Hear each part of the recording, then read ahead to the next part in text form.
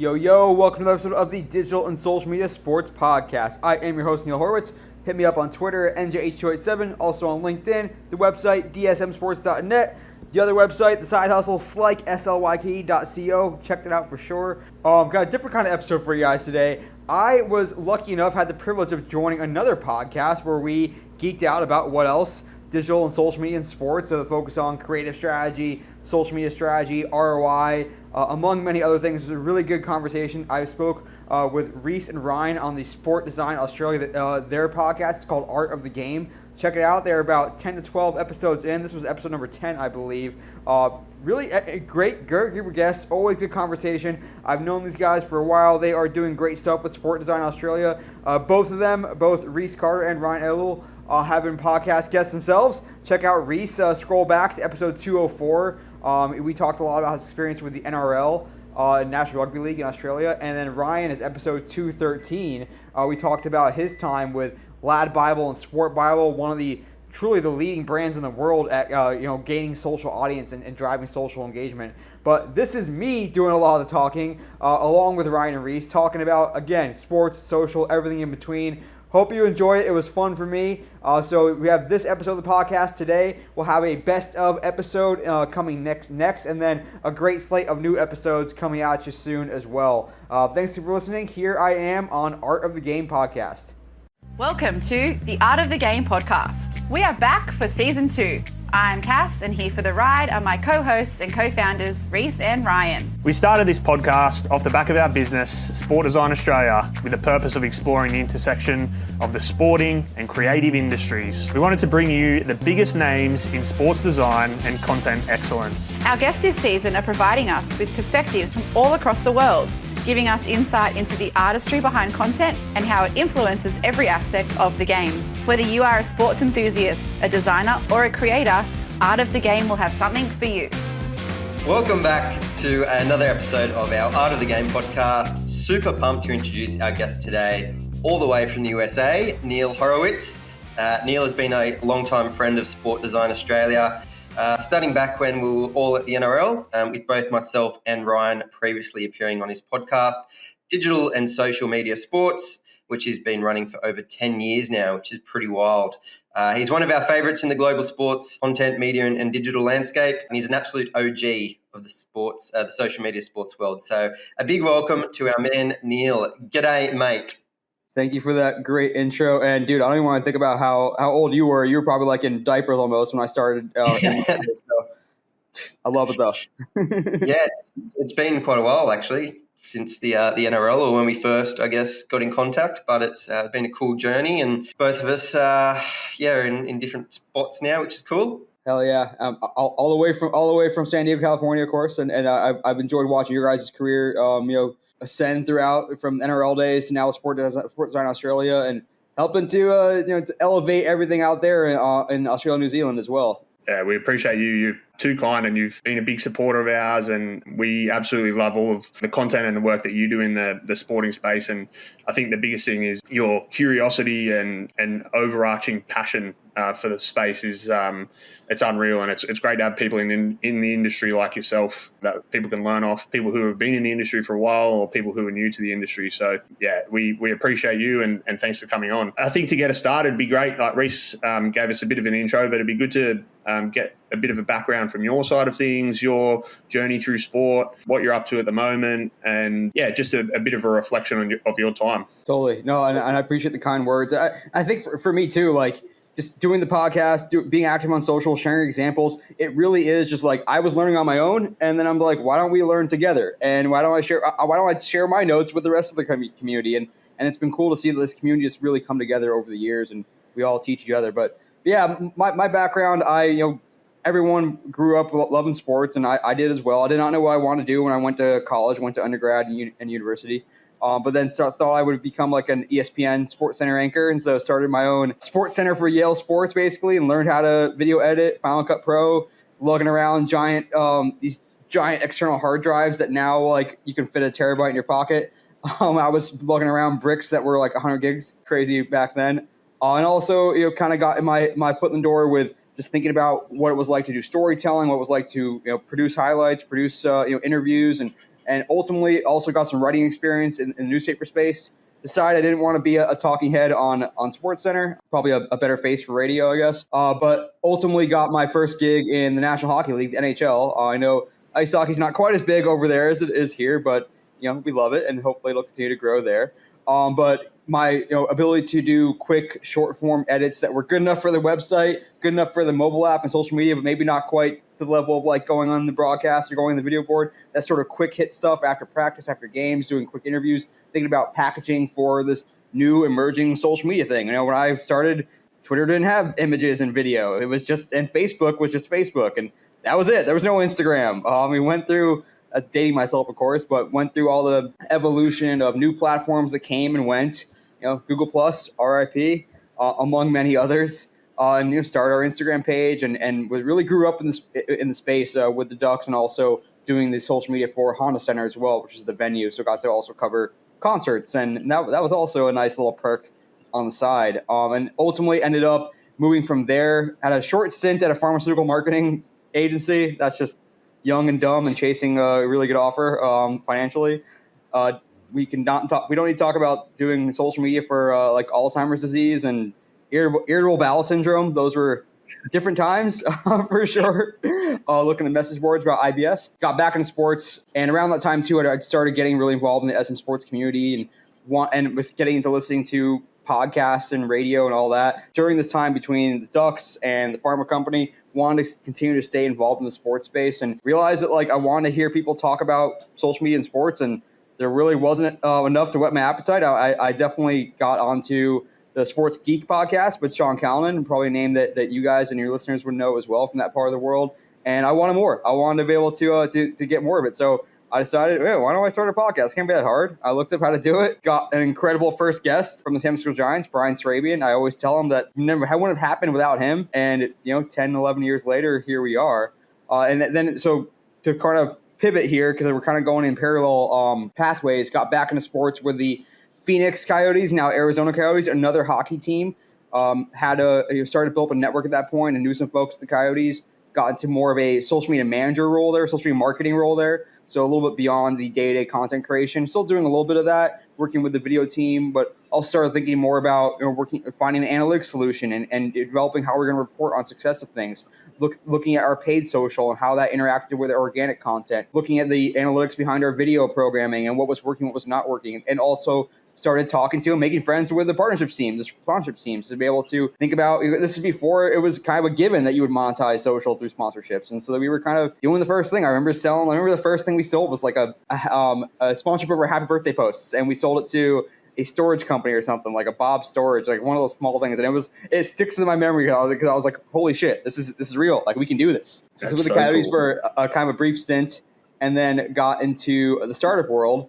Wanted to get back into Southern California and joined a mobile app company that also did mobile apps and loyalty programs and coverage of live events. And I was working with a bunch of major college athletics programs as well as venues, helping them to get people onto their app. But ultimately, it was fan engagement from all angles, mobile fan engagement. So we were learning a lot about what goes into a fan experience, both in and out of the venue, whether that's AR or Ticketmaster SDKs or mobile payments and mobile ordering, and even being able to activate the second screen while you're watching the game and activate them in the moment, thinking about data capture. And it was a lot of fun working with all these programs, and also independent small teams as well that are oftentimes the most open to some of my crazy ideas. I always have lots of crazy ideas.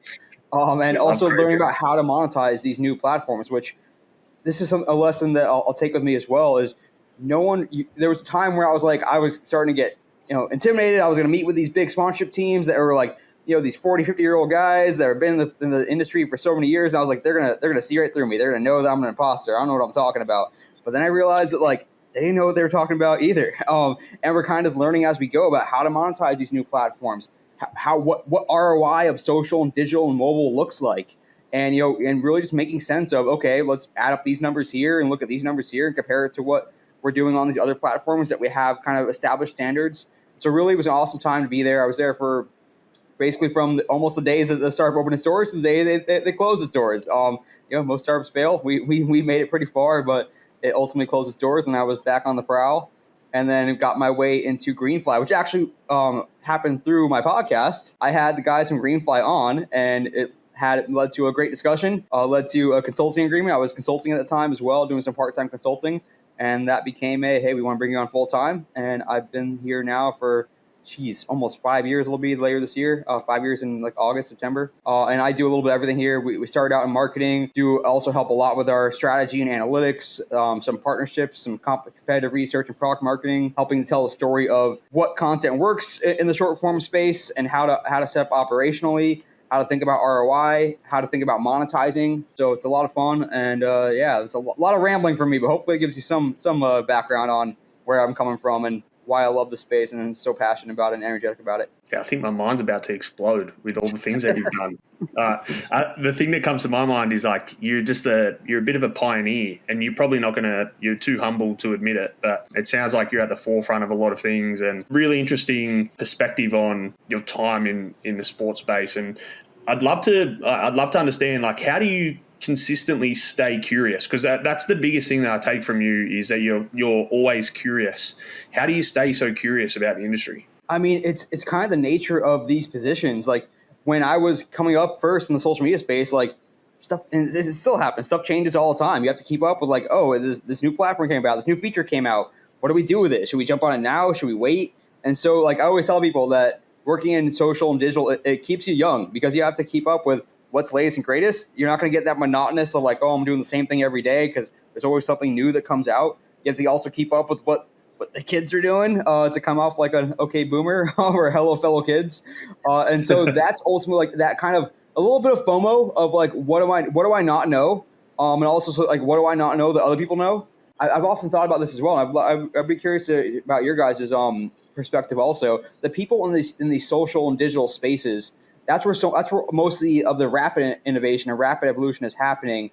And you almost, like when I was with the Ducks early on and a new platform came out or a new mobile function came about, people will kind of look and be like, what do we know? What do we need to know here? Like you're kind of like the in-house subject matter expert because it's no one else's job to keep up with these new digital and social tools, let alone on the hardware side. And so as like I've especially been curious over the last 4 or 5 years when Web3 came up and metaverse and blockchain and crypto and NFTs and all this new stuff that no one really knew. No one had a director of metaverse or anything like that internally, and was like, okay, well, what does a digital guy think, or what does a social media person think? Like, how does this kind of apply there? And so that kind of natural bent of always keeping up with what's latest and greatest kind of forces you to be involved. And also, we are all very online, and you get to see what other people are talking about and what people are learning. And again, kind of like I alluded to earlier, we all kind of learn together. And you ultimately just become this sponge of like, okay, what's this person doing here and how they do this? And I want to learn how they did that. And what does that mean for me? Like, how should we think about that? And I also am obsessive, especially being going from the social media space and thinking about fan behavior on these new platforms, how they're newly consuming sports, and then going to the mobile app space where I was with the startup that was called Hopscotch. Always think about how are fans behaving? How are they consuming content? How is that changing? And it doesn't necessarily mean that you jump onto a platform. Like when Clubhouse comes out or when Be Real comes out, it's not like you go, okay, we got to jump on this new shiny toy. It's what is this new fan behavior that we need to learn about? Is it sticky? Should I apply it to a different social platform? Like when Instagram comes out with a copy. Or should I think about it when I was in the mobile app space? Like, how should we think about this new behavior and take it onto our own and operated platform or to our in-game experience? Is there something that we should be thinking about from that new fan psychograph, so to speak? And as these new generations come up and consume sports in a different way, you almost have to like be comfortable feeling uncomfortable, because if you know everything, if you think you know everything, you're missing a lot. Or if you think that like this is the way that fans are supposed to experience something, even though other fans are feeling elsewhere. You have to be willing to say like, hey, I'm not the target audience anymore. I'm not the target fan. If we're trying to get 18 to 21 year olds or 24 year olds, or whatever, that ship sailed for me a little while ago. So all I can do is try to learn what do they care about, and even if it's foreign to me or feels weird to me, that you have to be willing to say like, I don't know what I don't know. Yeah, I really love that reframe of, when these new platforms come out, it's not about necessarily jumping on them. It's about understanding that behavioral change or that behavioral shift. I think that's such a great lesson to learn. And we'll talk a little bit about that, I guess, that behavioral piece when we get into the NFL schedule release, because I think there's been a bit of discussion, I think, prominently this year around why do teams go so big on the schedule releases? Are they actually aligned to business strategy? What's the behavior of fans around it? So I'm definitely keen to kind of get more into that as well. I'd say the other piece I just wanted to pull out from that initial kind of overview of your career is the importance of your networking. You spoke about how you had the Greenfly guys on as a guest on your podcast and how they kind of eventually ended up with you being there. How important has networking been? And I think I know the answer, but it's great to hear it from you. How important has networking been in your career? Yeah, when I talk to students or when I hear others think about networking, they always think about like how it's going to help me in my career. Like what's me and this person going to do for me? How's it going to get my next role?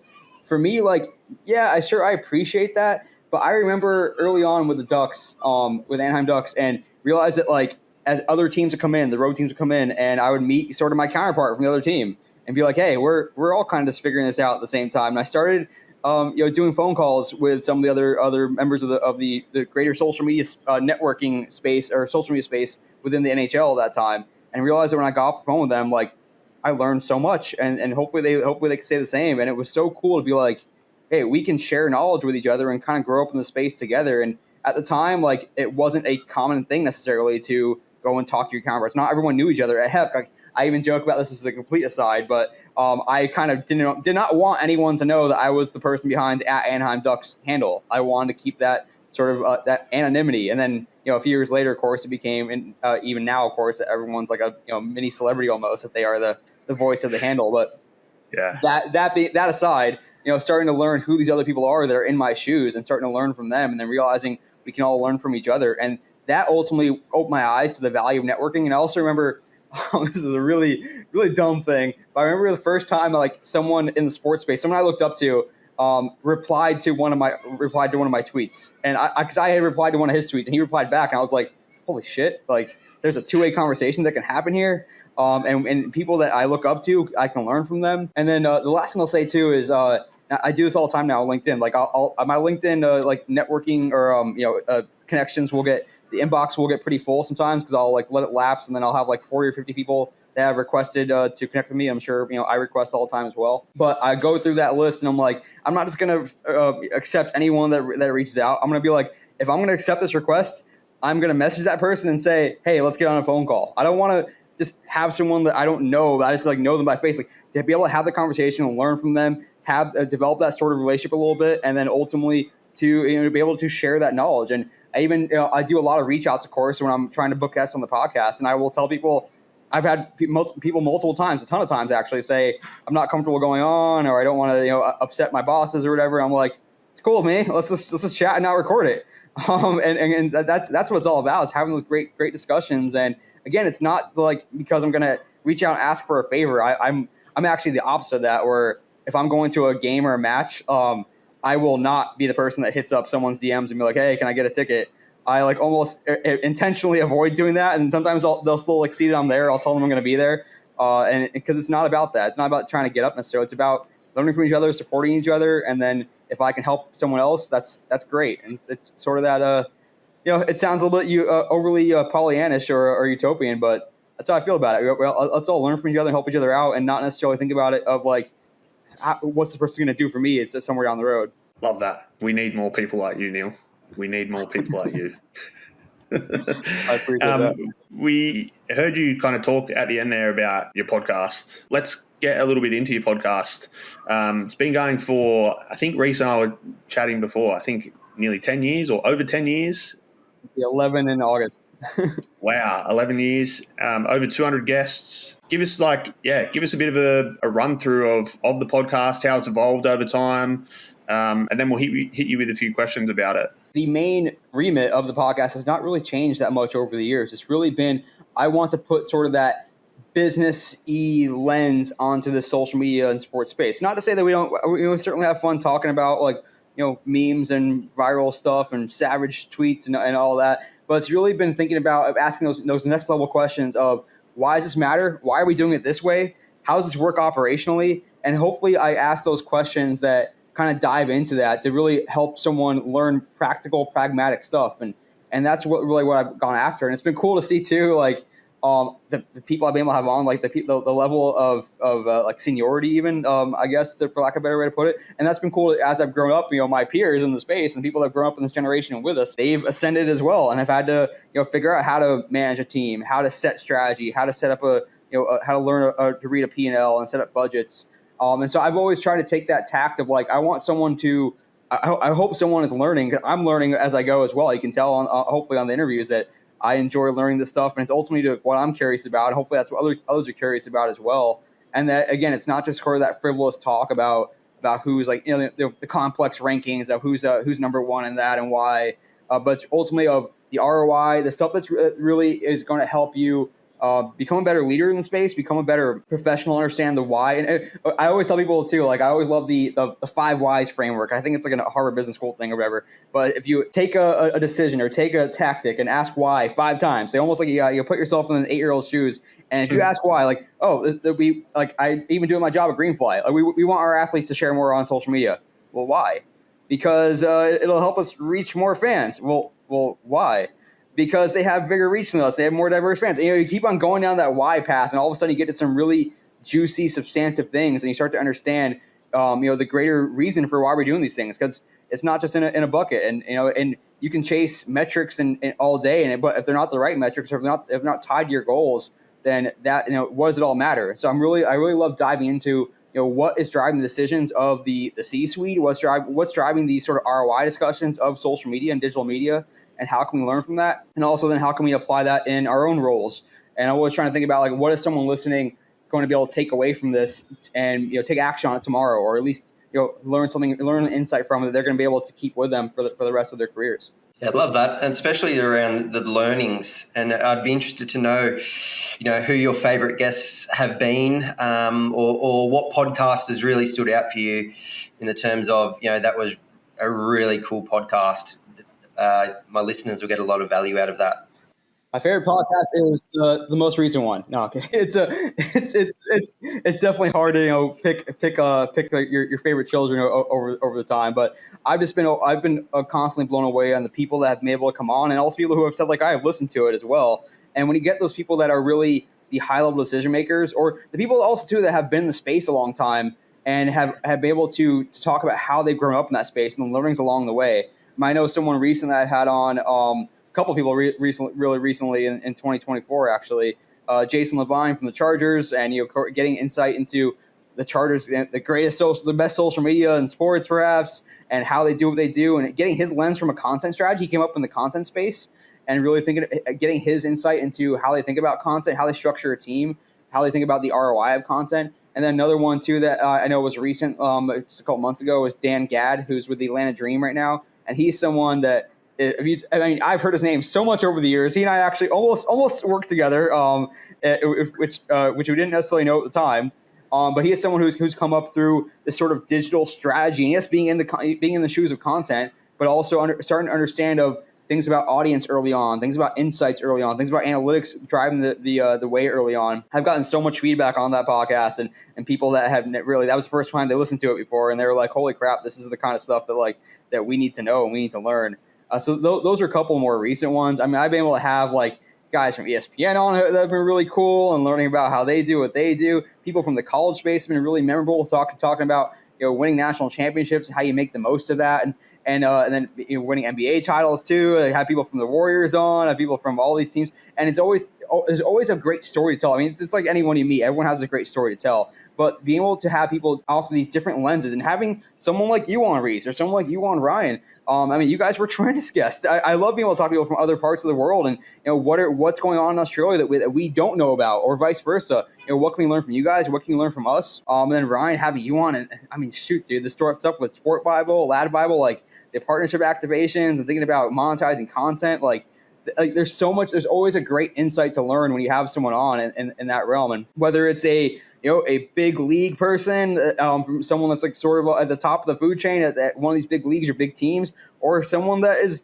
at like a really small grassroots place, and they really have to be really innovative about how they use their resources. I remember I had my someone that I keep in touch with, a buddy, at the time, he's now with the PWHL, the Professional Women's Hockey League, but at the time he was with the Peterborough Petes. I doubt you've heard of them. They are a junior hockey league team in Ontario, Canada, in the Greater Toronto area, and being able to hear about how they think about touching their community and activating those that grassroots level of digital and social, and working with these families, and that's just so cool when you realize that sometimes we get lost in these big numbers of how many millions did we reach, but sometimes you talk to someone who's like, heck, if we can reach 5,000 people, if we can sell 50 tickets, that's moving the needle for us. Or if we sell one sponsorship that's worth $5,000, that is huge for us. And it really opens your eyes to that. Like and we talk about this too, working in the greater sports space as well. Everyone thinks about, I want to work in sports, and that means working for NRL or AFL or NBA or NFL. And really, there's so much sports happening at the smaller levels too, where it's another job, and you get to play and think about these things around fan engagement, monetization, fan experience, and so being able to talk to people around the world has been really cool. Being able to talk to people at different levels, different leagues has been awesome. Being able to talk, I've even had some athletes on over the years, and that's been really a treat as well, to sort of be able to get on the other side of the line, so to speak, and be like, we think this. What do you think? Like, what are you guys actually thinking? When we're asking you these mini mic questions or whatever it might be. So that's been awesome. I've also I'll stop rambling in a moment. I've also kind of had some fun with my milestone episodes, like when I've had 10 years or 100 episodes or 200 episodes, whatever it might be. So I had my mom on once. That was cool because she was someone when I started working for the Ducks. She did not know anything about ice hockey. She was not a sports fan at all. And then I witnessed this transformation of she became a diehard fan. And to this day, even, she knows so much about the sport, about the team. And so being able to explore her transformation, how do you keep up with it? How do you keep up with the team? And what do you care about? And why do you care about that now, especially now that I'm not even there? So being able to have her on, I had my brother on as well, and thinking about getting that sort of quote unquote real fan perspective. Because oftentimes when we work in the space, once you work in the space, you kind of have those rose-colored glasses, or those glasses on always, a sports biz perspective. You don't realize, well, the average fan doesn't care about this. They're not looking at this. Like, they're not discovering you the way you think they are necessarily. So being able to have sort of those average fan conversations, whenever I have like I meet someone new, we hire someone new at Greenfly, or I talk to some of my younger cousins or nieces and nephews, and think about how are they engaging on social media. Are they using Snapchat? Are they using stories on Snapchat? Are they just using messages? And do you follow these athletes, or do you follow the team? Do you notice when the team posts sponsor content? Do you care? So I just love all levels of it. So I know it was a relatively brief question. I went off for hours, but that's why I host a podcast, because I just can talk forever. That last point is really poignant. When you're kind of in the bubble of sport, and Reese, I'm sure you can attest to this, but like our time at the NRL, everything is so insular. You think that everyone loves the NRL. You think that they're checking their Instagram, their Snapchat, their TikTok like 50 times a day to see what the NRL has posted. You think they really care about all the details, what the NRL is doing. And then when you leave the space, it's like your world is completely blown up. And it's like people don't have the attention or the capacity to be thinking like that. And whilst you're in it, you believe that that's the case. When you get out of it and you see that perspective, and I guess it's part of the benefits of you hosting a podcast with so many guests from so many varying backgrounds, you get that perspective, right? You understand that it isn't all about you when you're in that environment. There's so much else going on. Totally. I mean, even as marketers, we have to step back always and be like, our audience is not other marketers. Like, I mean, heck, like you hear that all the time of like a campaign that was almost made to get a headline on Ad Age because they want to impress other marketers. And it's like, that's not who you're trying to impress, guys. It's not who you're trying to reach. Yeah, I think with the even with it's something like the draw release, it's so big in clubland or league land, you think every fan really cares. But when you sort of move out, no one, it's besides the hardcore rusted on fans, does anyone really care that much about a draw release? The season's still 3-4 months away from starting. I always find that draw release an interesting one, especially now being on the other side, because it was so big when we were at the NRL or even at the Cronulla Sharks in the early days. But then once you leave, it's like, yeah, okay, we've got some cool games happening, but I'll wait until the season starts. I always think that's quite an interesting one. Yeah, I mean, more and more over the years, like we've by design, because of sort of the potential monotony of sports. Like, I mean, the more you're in the space, like when you're in the NRL, like you have okay, well, it's gonna be Christmas once a year every year. It's gonna be we're gonna have this happen once a year every year. We're gonna have opening day, and so you start to think about like what are these opportunities for us to hit home runs. And I always call it like sort of Moneyball for social media. Like we can hit singles all day, but how's our slugging percentage? How many home runs have we hit? And how can we take some swings that allow? And that means you're going to strike out too sometimes. I mean, when you swing your hardest. I know baseball's not too huge over in Australia and New Zealand, but it's getting there. We have some policies in Major League Baseball now. That's been sort of something that I've noticed over the years, the structure of our tent poles. And you think about the NFL being, in particular, the American Football League, in the NFL, they have turned the entire year into a series of tent poles. Like even when after the Super Bowl, they have, okay, well, next we got the draft, and we have free agency, and we have schedule release, and we have mini camps opening, and we have main camp opening, and we have there's so many. Everything's sort of trying to make these big tent poles because that's what's going to cut through all the other things competing for your attention because it has to. I mean, back in the way old back days, when there was just cable TV and that was about it before the internet even. There wasn't that much competition for attention, and so when there was an NFL game on or NBA game on, that was the big thing that sometimes half everyone you knew was watching it. Now we have to find opportunities that's like, what is something that I can't not pay attention to? What is something I can't miss, even if it means I'm gonna log out of TikTok for a moment or push pause on my Netflix show or whatever it might be. And so the NFL has been again the best at this, but trying to create these opportunities to make something feel like it's really special. And make something feel like, and that comes through, home runs and content, and the schedule release, fixture release being one of those as well. And you've seen that start to permeate to other sports and other leagues where they've kind of looked for, again, schedule release is one for them too that they've kind of circled. Well, let's work for the NFL, why doesn't it work for us? But you see other things and other ways that they're trying to create these sort of tentpole events, whether that is a try hockey for free day in the NHL, or they have these special games in Major League Baseball. They're playing on like the Field of Dreams field because it's hard to cut through when you have 162 games in a season.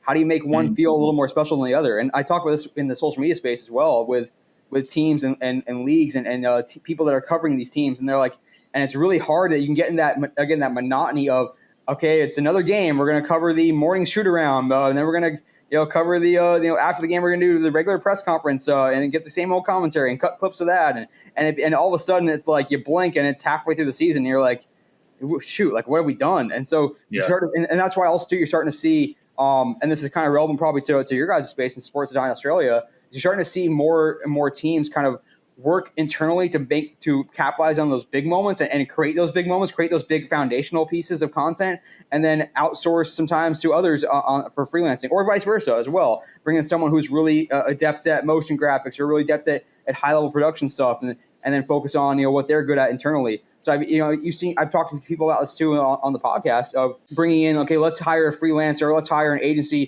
to help us do our basic set of graphics, our starting lineup and our halftime updates and our score updates or our transaction updates. And then let's have our internal team spend time on these bigger things that we want to capitalize on that are big part of our brand campaigns and vice versa. So again, it just comes down to like, it's so hard to break through now and cut through. And yes, your diehard fans, your avid fans are always going to be there, but for you to reach those casual fans, that ever elusive fan that you want to, that hasn't realized they're a fan of you yet, or you're trying to move them up that sort of fan avidity ladder, you have to create those opportunities to capture their attention and give them a reason to sort of move up that ladder. And that happens through remarkable things, remarkable events, remarkable pieces of content, and remarkable opportunities and activations in the space. Yeah, I mean, for the NFL schedule, there's obviously a lot of money and resource poured into those releases, whether it's, a full graphic suite of illustrations or, an animated series that goes out. Like, I'm always keen to know, especially here, having, spoken to a few people in Clubland, like what's the tie back to revenue? Because obviously the higher ups will always ask that question, what's the ROI? Why are we spending 10, 20, 30K on a schedule release or a draw release for no return? Is it memberships? Is it ticket sales? Is it just fan engagement, exposure, brand exposure, etc.? I'd love to get your take on that one. No, totally. That's the multi-million-dollar question sometimes, and it's something that's I think becoming more and more of a talking point. I know that my friend in the industry and probably someone that everyone knows, Jess Smith, wrote a nice piece about that, and her and I kind of offlined a little bit too, talking about that as well. And that was a question that when Jason from the Chargers was on, I asked him straight up. I mean, they've kind of won quote unquote schedule release multiple times, you could say, and just continue to kick ass and everything they do.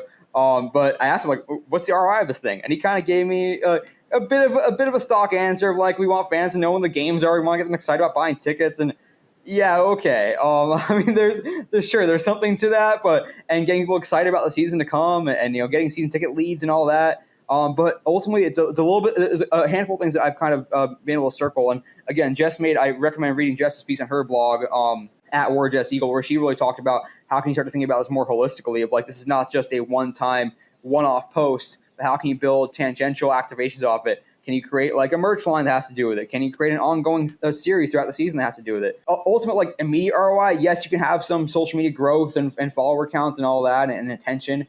But it's also an opportunity to kind of establish your brand and say this is why you should be a fan of us and why you're going to why we're going to stand out. But the way I've heard it exposed to me over times or elucidated to me over times is, one, it's an opportunity for your creative team to really flex their muscles and say, look at what we can do when we're given the time and resource and opportunity to do something.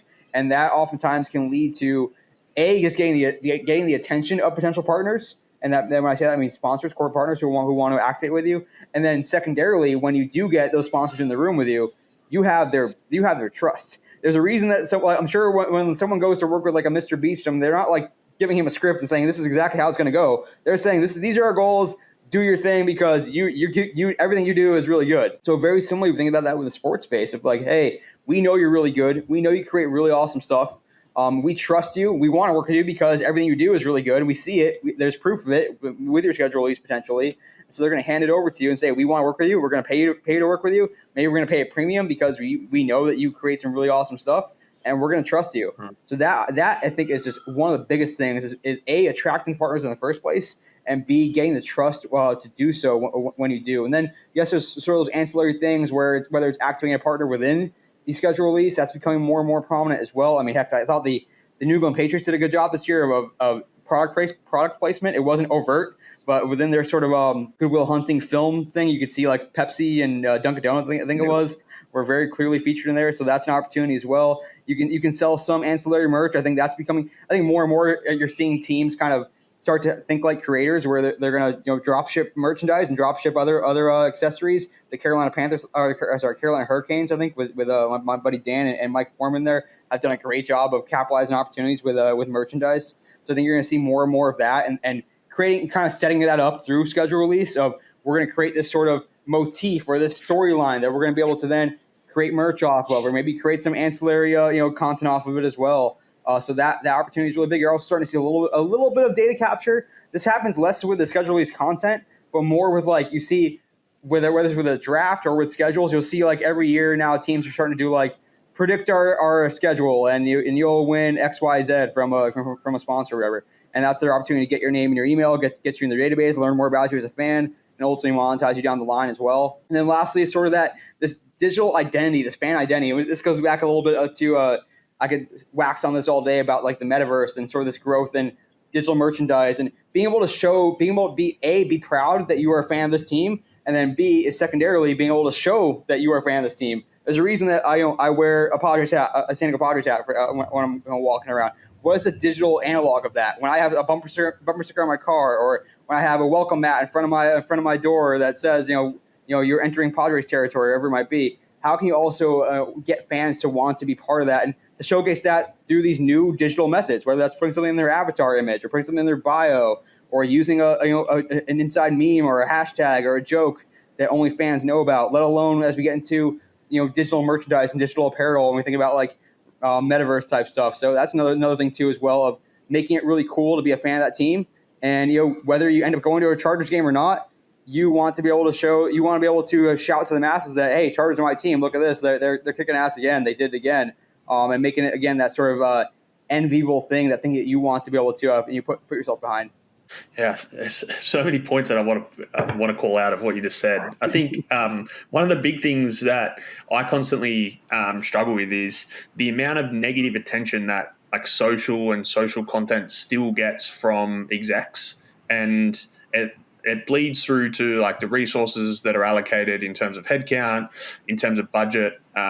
Yet we're still seeing like leagues and teams spend exorbitant amounts of money on like 30-second TV ads. And that's never questioned. That ROI question is never kind of being hit, but it's social that is always being hammered of what's the ROI, and it makes you think, like, when are we going to see that shift where it's like, hold on, like, we know the job that social's doing now. We know that it's all about the attention. Like, if we're not doing it, someone else is going to tell our story, and therefore we lose ownership of our own narrative. I'm curious around how the space is going to change, specifically when we're talking about investment of budget and resources and comparing some more, traditional channels to social. And when we get to that point where it's no longer like questioned the work that people are doing in creating content across social and engaging fans across social.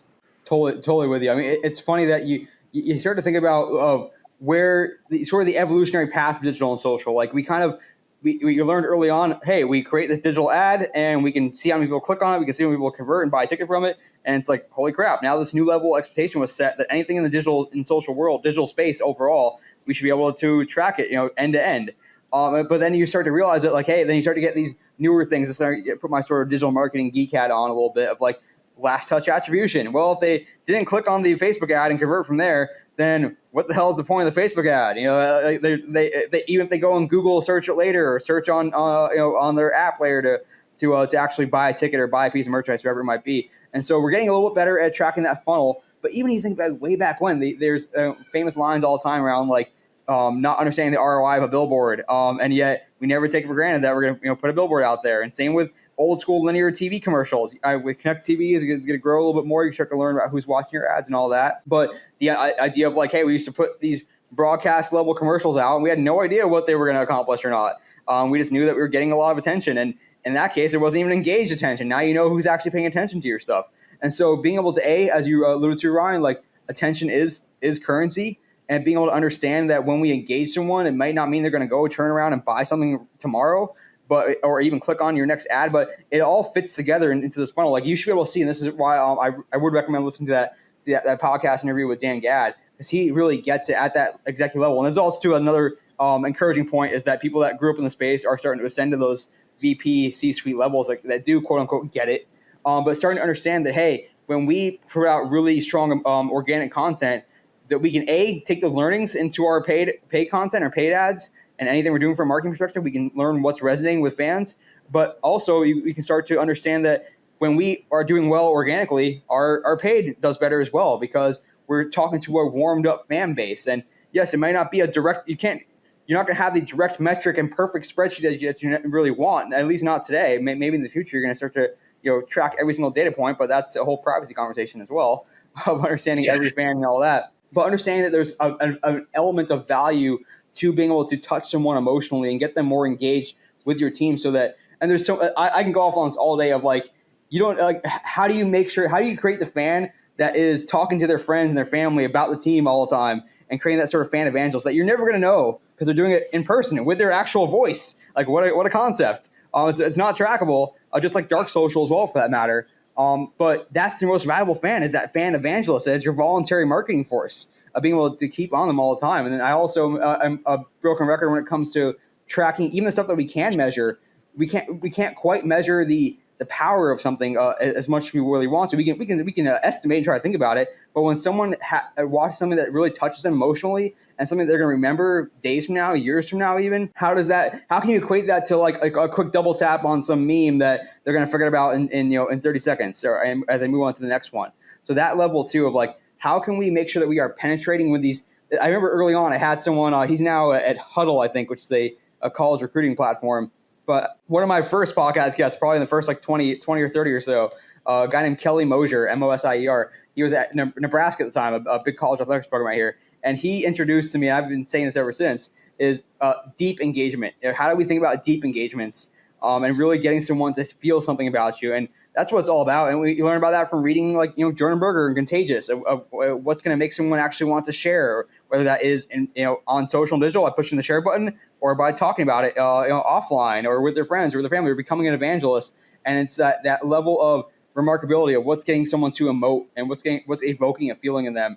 And that's really what it's all about. Like, you're not going to be able to know, okay, we thought this was going to make someone feel really inspired. We don't know. There's no metric to measure inspiration at this point, or sadness, or happiness, or excitement, or joy. All we can do is try to evoke those emotions, and maybe there's some ways through through surveying and whatnot. But ultimately, you should see things kind of move up in tandem, this sort of rising tide lifting the proper boats. So when you are having success from an organic perspective, it's going to make your paid stuff work better. And that's going to go hand in hand because your team is cooler, so to speak. Your fans are warmed up, and so it's welcome to them when they see these paid and promotional things. It's not something that they are not already have an affinity for. And so it's really like thinking about how are you growing that affinity over time and making it so that when you do sort of the Gary Vaynerchuk jab, right hook, not a perfect analogy, but something along those lines of I am giving someone so much value, making them fall in love with me. I remember too, this guy Jay Baer, Baer, who's been a social media thought leader for a long time too.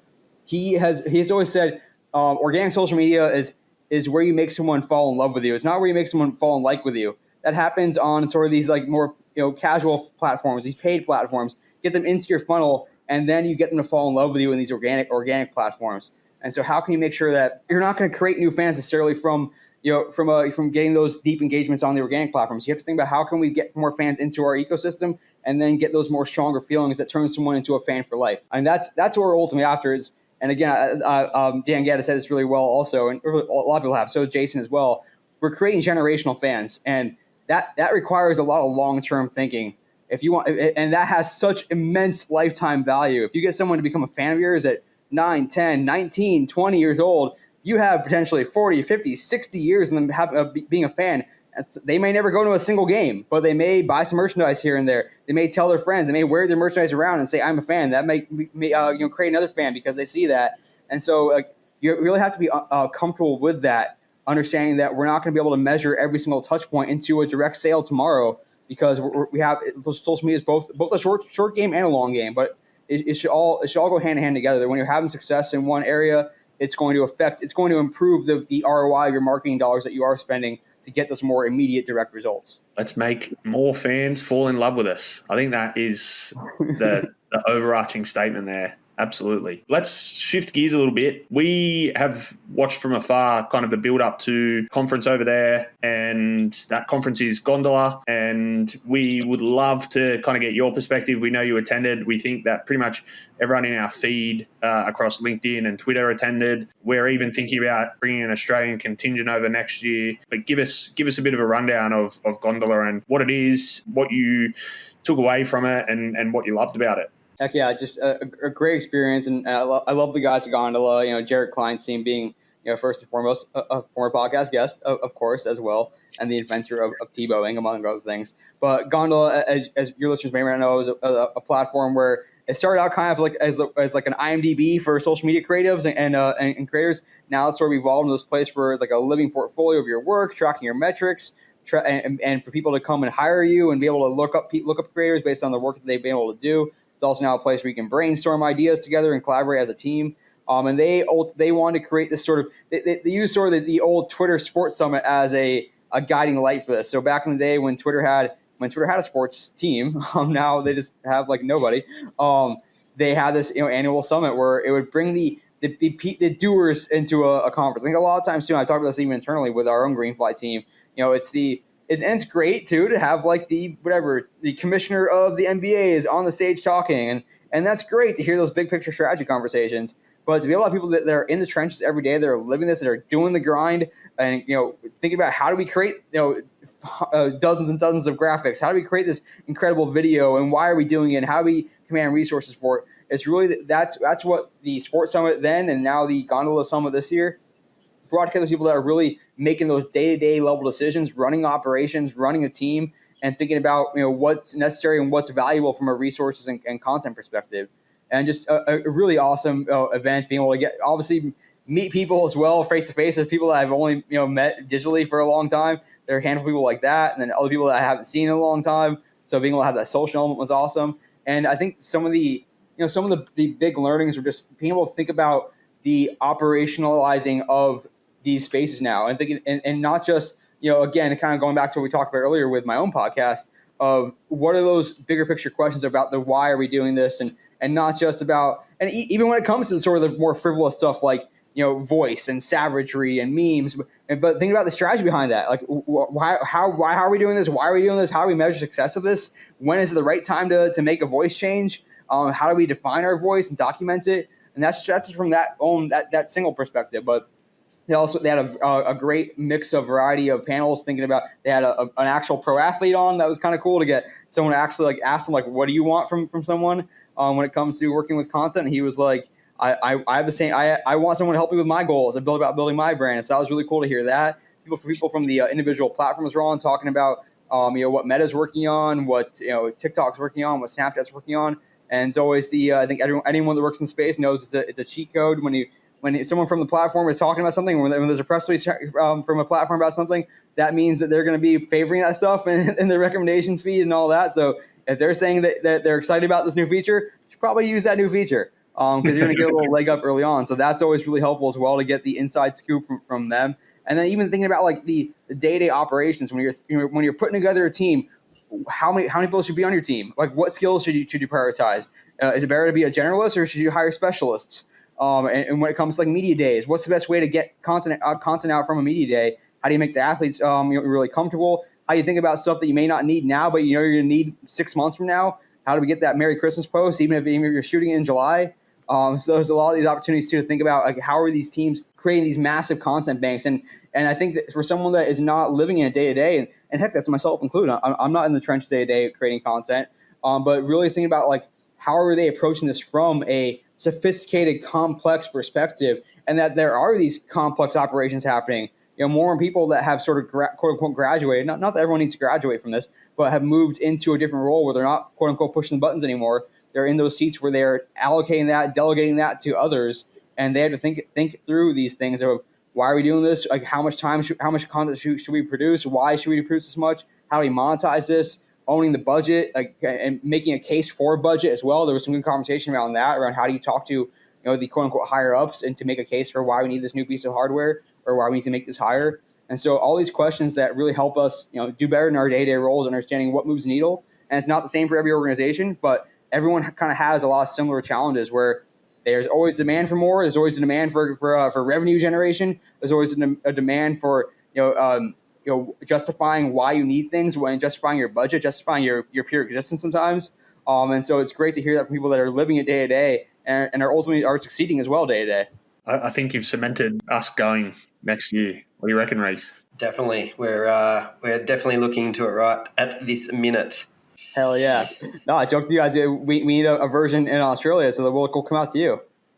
Yeah, we'd love to. Love to host one. Neil, I loved your point around, I guess jumping from being a creator to being a manager and leading and not being on the tools as such. How do you find that jump? Or like having spoken to, a lot of people in the industry, a lot of people still like creating content, but in order to get, a pay rise or more recognition, you need to be in a managerial type role. How does one that loves creating and being on the tools and being behind the camera, etc., take on a managing type role? Or is it just a decision you either earn peanuts for the rest of the career as a photographer, or you go out and do your own thing as a freelancer versus becoming a manager internally, whether it's a VP of brand and content or whatever that title is?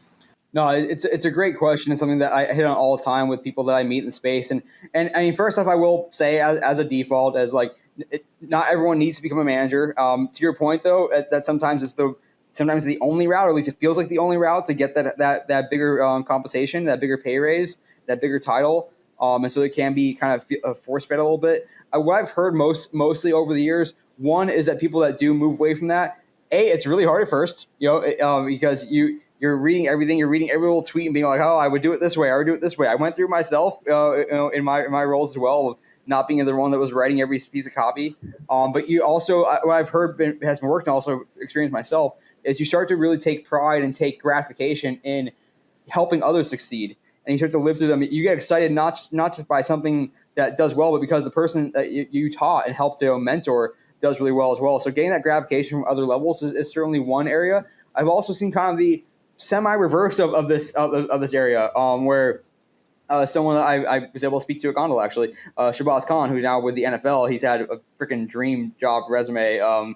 If you guys know his name, he's been at Nike, at the Sacramento Kings, at Uninterrupted. But he is someone that it was really cool to kind of watch him go from being that button pusher, pushing out the tweets, creating that quick level content, then getting that more managerial level role. And then he's like, you know what? I'm going to learn how to learn photography. And during games, he would go with the camera, and now he's like, he helps with the photography operation, or he did at the time when he was with the NBA team.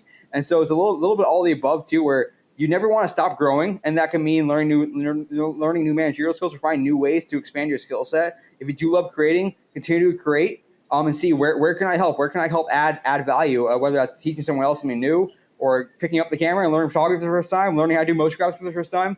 And the more you're never going to lose that element, I think, as long as you prioritize it and make it a part of what you want to learn, because the stuff's always changing. And so if you can learn something new and jump in, that's always a way to sort of stretch your skill set. But again, it also comes down to like, if learning how to manage is a skill also, and being able to get that gratification of seeing others succeed is something that I think if you're going to be a successful manager of people, you have to really learn to love that. And that has to, and I hear that as well come through people that I talk to that are in those leadership roles where they're a proud parent almost, and being able to pass those skills on to others. And so again, it's not for everyone. It doesn't necessarily mean you have to. But even if you do, if that's the only route up to get that bigger paycheck, then find ways you can still contribute creatively, and jump in those seats, or find an opportunity where do something like Sport Design Australia and start your own thing, and do it that way. But there's really no like set right answer there. But it's been cool to hear the stories over the years. People have been in that situation, and it's not easy. Everyone goes through that initial time when they first leave the buttons or leave the keys, so to speak. It's not supposed to be easy. And so if it's not easy for someone that's listening to this, you're in the same boat as everyone else, but you'll find your way to still be gratified with your role.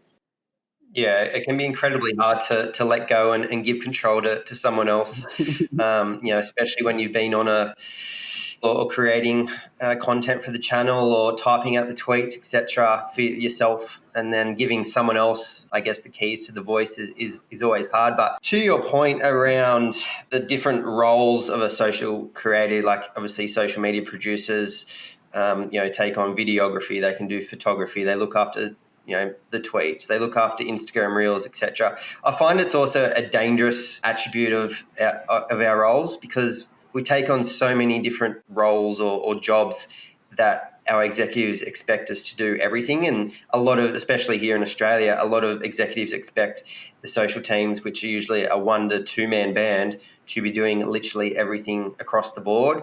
And that just leads to burnout within a year or two. And then said business needs to go back to the drawing board and then rehire. It happens quite a lot here, and I know it's obviously happened quite a lot over in the States, but, the teams there have evolved into, I was chatting to Selena, Phoenix Suns lead designer, a few weeks ago, and they have 8 designers and then a separate motion graphics team. Yet here in Australia, we've got 1 or 2 designers for an NRL or AFL team that are, spread between marketing, membership, football, social, website, digital, and it's just nuts. Oh, I mean, you're preaching, man. It's always funny to see those job descriptions where it's like one person needs to be an expert in this, and this, and you're like, yeah, I don't think that person exists. So if they do, they're not great at any one thing. They're a master of none, so to speak. And I think what tends to really work well in those conversations is everyone kind of has that boss or knows that boss of like. I dealt with this at the ownership level sometimes in my own roles, where someone comes to you and they're like, hey, this organization did this. Why can't we do that? And you're like, well, let me tell you, because this is what my to-do list looks like right now. And I can spend all day and learn these skills and do this, or I can do all these other things. And so you have to understand the sort of the trade-off, and that there's only so much that a given team can do, let alone do at an expert level. And you can be mediocre at a lot of things. You can be mediocre and create a lot of volume. But if you want to create something that's really special, you have to have the time and effort to do it, and people to do it as well. And so it's really like I'm seeing more and more conversations happen where someone's literally writing down how long it takes to create something.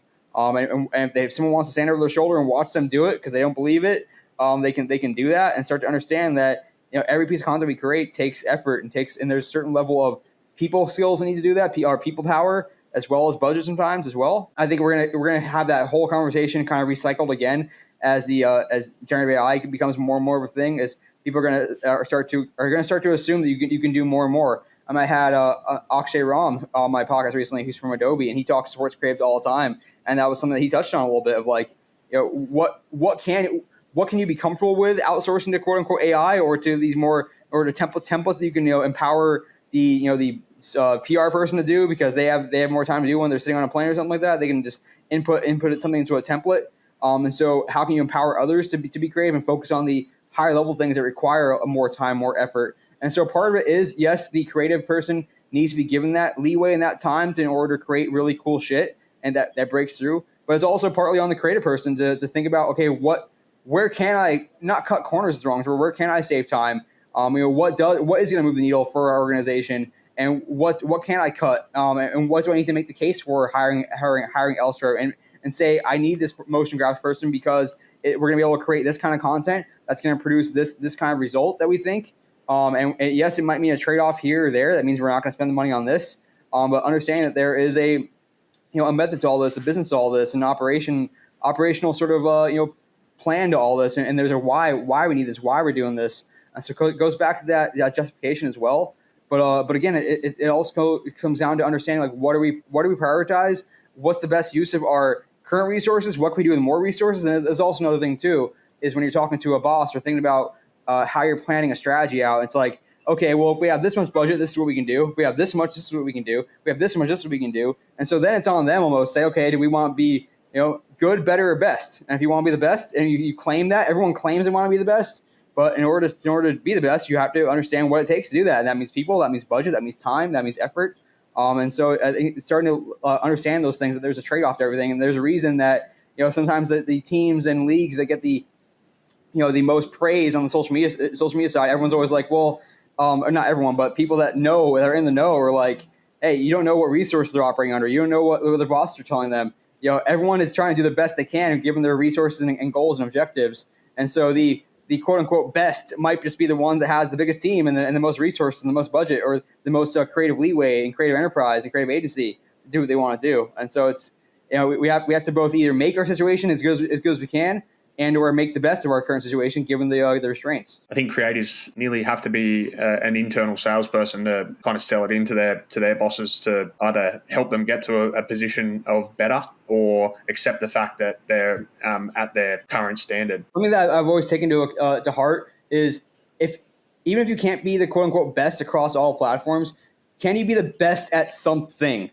We're not going to be the best at everything, but can we be the best motion graphics person, or can we be the best on TikTok? That's not always the right framework or mindset, I guess. But if you can claim that among our league, among our counterparts, among our peers, we are the best at X. That's a cool thing to be able to hang your hat on, and to be able to to take something you can always build on as well. Say, hey, we are the best on Snapchat. We could be the best elsewhere, but we need to invest in it. Love that. That's a great little nugget. That's a great nugget to end on. Before we finish, though, we got 5 quick questions. So we want them to be short, sharp answers. First one is, who's the leading creative team in US sports? Oof, you're going to make me upset some friends here, probably.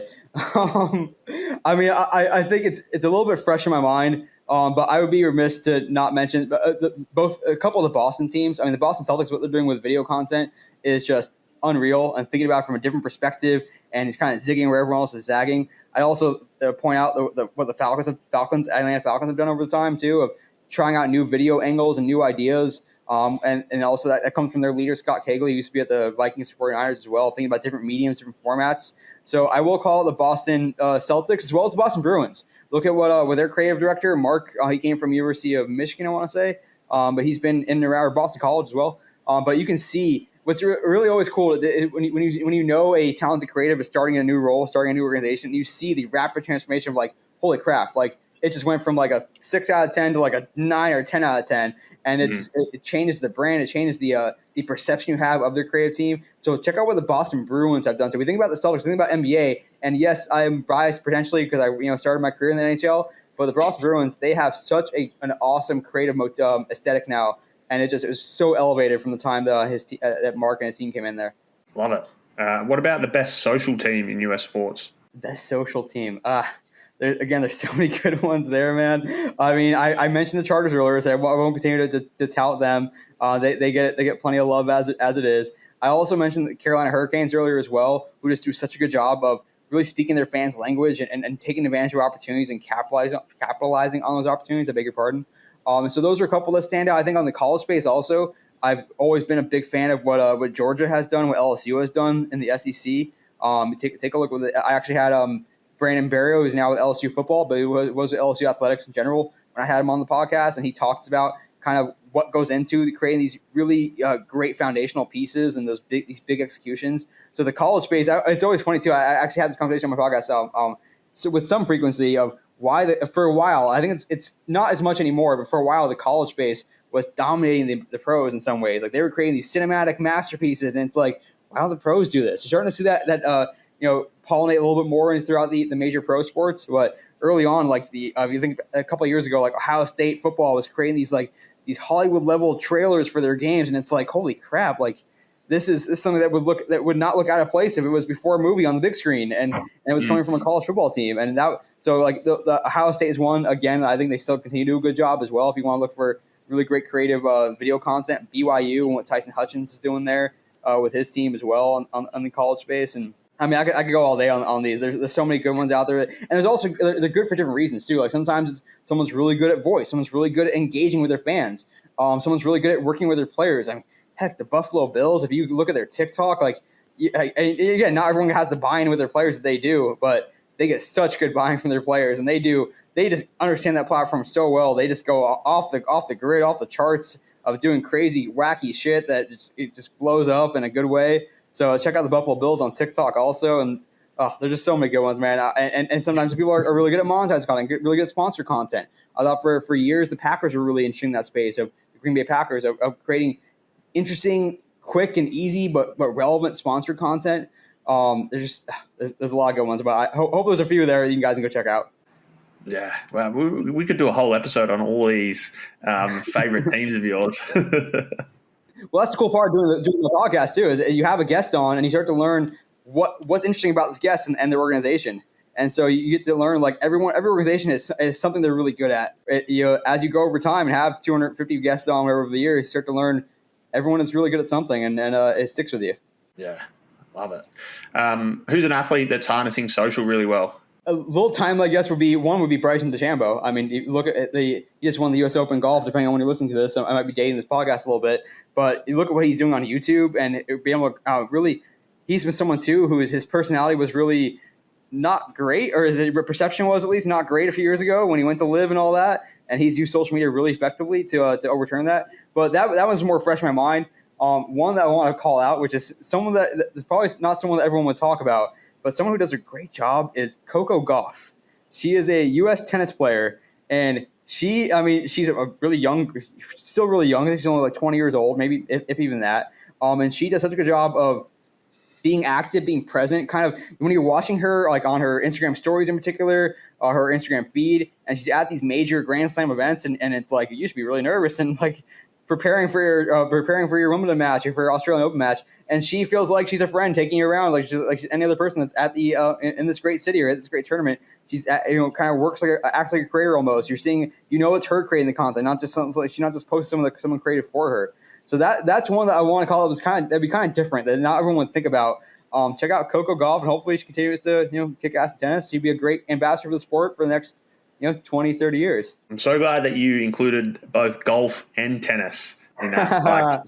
Reese and I were watching the golf yesterday morning and we're chatting while it was happening. And I've been a big fan of Bryson and seen him change, I guess, his approach to his fans and to the game of golf. And you just look at all the scenes from him winning yesterday, said he wanted every fan to touch the US Open trophy, and he meant it. Like he literally went through the crowd, and you can see the footage of like people just grabbing it and they loved it. Similar for tennis, like these individual sports have been so media washed out and so dry for so long. It's great to see some of these athletes kind of understand their role in harnessing and engaging that audience and build their own personality. So I'm really glad you touched on both of those sports. The athletes have to be willing to show some vulnerability. Like it's one thing when your team loses and you can go kind of backtrack or say like, hey, was it a team effort? We lose the team, was the team. But sometimes when it's just you and you have no, I think Rory McIlroy is taking like a break now from golf the next couple of weeks because he doesn't want to face the music, so to speak. But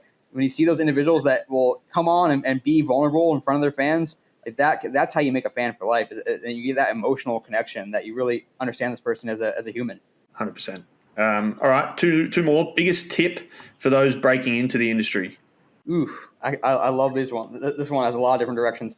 One obvious one. I'll give you two. One obvious one is just go out there and create. Like when I was coming up, I didn't really have that option. I think about if I was coming up now, I would be creating a podcast, creating a YouTube channel, create a TikTok. I mean, heck, you can even create one that's kind of like a fan account for your favorite team that you want to work for, and you can show that you can prove. Say, hey, I'm not just saying I can do this on my resume. I can grow a fan base with content. Look, here's the proof right there.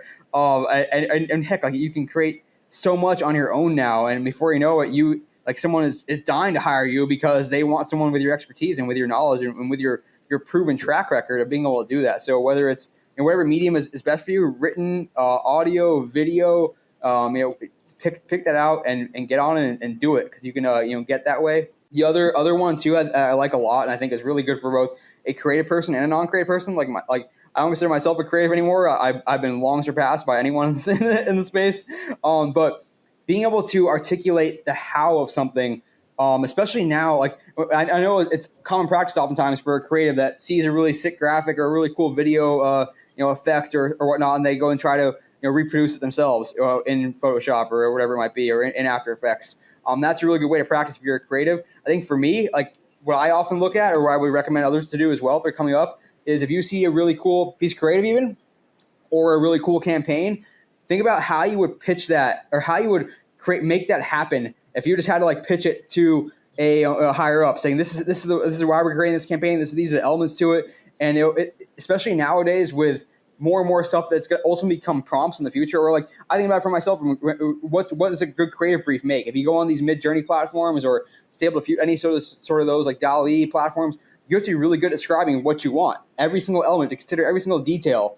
And then the better you get at doing that, you're going to be well set up for the AI future. It's also whoever you work with from a creative aspect is going to really appreciate all the detail you're giving them about how you want something down to the detail. And if you're someone that's more on the strategy side, what's going to become a more and more important skill moving forward is the ability to articulate a prompt in this case, or at least articulate a how, a why, a so what, and understanding every detail that matters. And so whether it's planning a social media campaign or thinking about how you want an email written or how you want an ad created, the more and more you can get good at articulating how something comes to life, that's going to become a more and more important skill moving forward, and force you to really think about those things in a really strategic and detail-oriented way. Nice. There's some great tips. Last one for you, mate. What's one trend we're going to see emerge or take more focus over the next 12 months? That's a tough one. I haven't thought about that one enough. I think you're already starting to see it now a little bit of and this is not necessarily a new trend, but more and more premium content. There's more and more demand for premium, and some of that you're starting to see behind the paywall. If you look at following the NHL and Stanley Cup final pretty closely, I noticed the Edmonton Oilers are creating some sort of that all access behind the scenes content that they are putting behind a paywall. It's for their digital members only. You're seeing more and more teams that are starting to think about their OTT platforms, or what's going to get people to come to our YouTube channel. And yes, there's still a place for that quick short form stuff. That's not going away. Your Instagram Reels and your YouTube Shorts, but everyone's starting to think about now of how can we invest more in this more premium level content, that the stuff that's going to live on YouTube forever and get money that way, and the more passive income, the stuff that we can ultimately put behind a paywall, stuff that's going to get people to come to our app or come to our YouTube page or come to our website or ultimately go to your smart TV app. That's going to come moving forward as well. There's already success being seen in this with everything that these external platforms are creating, whether it's Bleacher Report investing in that content, or YouTube investing in that content, or Netflix investing in that content. Everyone's starting to realize that, hey, we can create our own Drive to Survive too. It's going to make our fans that much more avid and that much more emotional. So I think you're going to see more and more, especially as day-to-day creative gets somewhat commoditized here and there, of how can we, and it kind of brings our conversation full circle a little bit, of how can we hit more home runs? How can we create something really, really remarkable and invest in this, a level of premium content that does take a lot of time and investment, but can really win long-term and also have passive staying power as well. I think you're also going to see more and more use of archival content, and that comes into play. I think a few years ago the Chicago Bulls made a really good move when they created an Instagram archive account. The Bulls are a little bit unique in that they have such a rich history and have such good archive of their history with photography and whatnot. They created an IG account that's just for their archive content. They've been able to monetize that. As content creation gets a little bit more easier and easier. I mean, heck, how far off are we of going into like a Sora or one of these video generation platforms and being able to say, hey, here's all my footage from the last 20 years. Here's all my photographs. Here's all my transcripts. Create a 20-minute feature film that has generative AI characters that are pretending to be these players that are spouting off their real quotes from interviews and splicing in highlights from the games and splicing in highlights from fans and all that. And so I think you're more and more going to see teams starting to realize that, hey, they're sitting on this gold mine of content, whether that's transcripts or old footage. And as generative AI gets more better and better, I think that's going to be something to really watch. Maybe not next 12 months, but certainly the next 24, 36, 48 months of how can we start to monetize this huge bit of archive. And nostalgia never gets old. That's a funny statement. That's a great statement. I think it's equal amounts scary and equal amounts exciting about what the future could hold from a content perspective. Hell yeah. Hey, that's been a great chat. It's what a beast of a podcast. I feel like there's so many nuggets in there. I'm going to go back and rewatch this just so I can take some notes of all the teams that we should be following and the creators that we should be following. I just want to say a big thanks again for joining the Art of the Game podcast. We appreciate your time. Thanks for joining us at the end of your workday. Yeah, just appreciate your commitment to the industry and your curiosity that kind of sparks us on a daily basis. So, thanks for joining us. Absolute pleasure. Thank you for your kind words. And I appreciate you guys as well, helping to push this industry forward from Australia, New Zealand, and certainly beyond as well, all around the world. And we're all continuing to learn as we go, too. We're not making this up as we go quite as much anymore, but we are certainly adding more knowledge. And not a day goes by where we don't learn something new or get inspired by something new that we haven't seen before. And so let's keep that mindset going. And who knows where we'll be in a year, 2 years, 3 years from now. Exactly. Great parting words. And hopefully we'll see you at Gondola next year. Hell yeah. That'd be awesome.